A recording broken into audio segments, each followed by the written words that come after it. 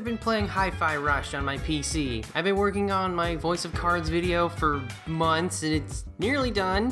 And then Tango Gameworks decided to just drop this game out of the sky, and I had to play it. I don't know if it had any promotion before the trailer dropped, like 2 days ago, 3 days ago, something like that. But seeing said trailer and looking at Steam to see it's just $30 was enough to make me play it. I have no idea why the studio behind The Evil Within decided to make a flashy, colorful action game, but I sure am glad they did, because this game is great. In Hi-Fi Rush, you play as a dorky wannabe rock star named Chai, who wanders into Vanderlei campus and accidentally signs up for something called Project Armstrong. After he's outfitted with a robot arm and his MP3 player gets implanted into his body, he gains the bizarre ability to sense the beat of the universe as he's hunted down by the corporation for being a defect. A bit of stumbling around later, he joins up with a girl named Peppermint and teams up to solve a major conspiracy. I don't want to say the plot doesn't matter here, because I do think they have a lot of fun with the setup and it's competently executed, but super deep narrative is not why you should play this game. One of the main reasons you should play it is the gameplay.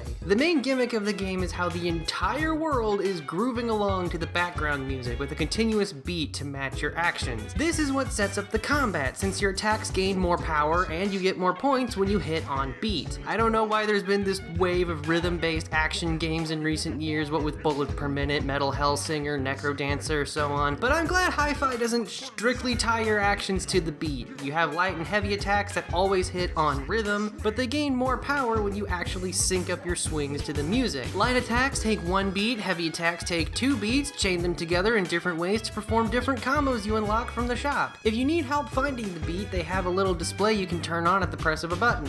Now personally, I didn't need it much very early on, but as combat heated up, I found it incredibly helpful, and it's good the devs made it as approachable as possible. This game's combat is so much fun. It's like someone threw Devil May Cry and God Hand and Rock Band into a blender. There are plenty of moves to unlock, and stringing combos together when taking on a crowd of robots makes for a fantastic and fun challenge. Get through a whole combo and you can finish it off with a beat hit, giving a lovely flourish to punctuate a satisfying string of attacks. Throw in the quick dodge for maneuvering and some other techniques later in the game, and you've got a very robust moveset with plenty of cool tricks to master. There are also plenty of enemies with unique movesets and weaknesses, so there's always something new for you to see. Now, I did actually beat the game, but I'm just using footage from the first 2 levels because there's lots of cool stuff and I don't really want to spoil any of it. You can even call in your friends for some tag team action, so there's even more stuff to play around with. Now, of course, you can't have a rhythm action game without some good music, and Hi-Fi Rush does a decent job at it. The soundtrack is solid, filled with rock songs that make you bob your head to find the pace of fighting with bands like the Black Keys and 9 Inch Nails, but sometimes it just feels like it gets lost in the chaos. Unlike something like Bullets Per Minute where the music is constantly punching you in the face, Hi-Fi Rush almost drowns out the music at points with the rest of the sound effects and visuals happening on screen.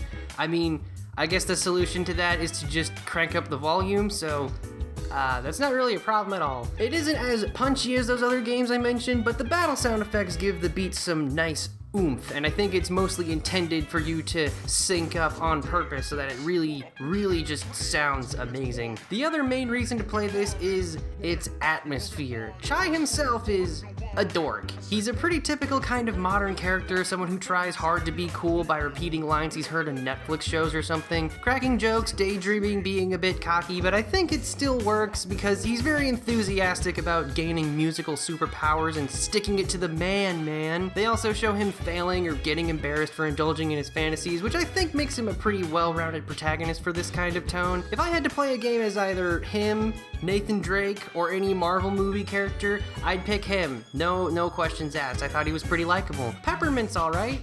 I wish her design was a little more original. She just looks like, modern, strong video game girl. But she has a fun chemistry with Chai. Other characters join the crew later on and they make a nice group, but they all kind of slot into familiar archetypes. They're still very fun and very likable, but they're just not terribly original. I wish I could play as them, but you can only play as Chai since he has the crazy music powers. This game is just so energetic and vibrant with the colors and the rock music and the characters. It's just a very enthusiastic title. Reminds me of Sunset Overdrive if it didn't try so hard to convince you it's cool.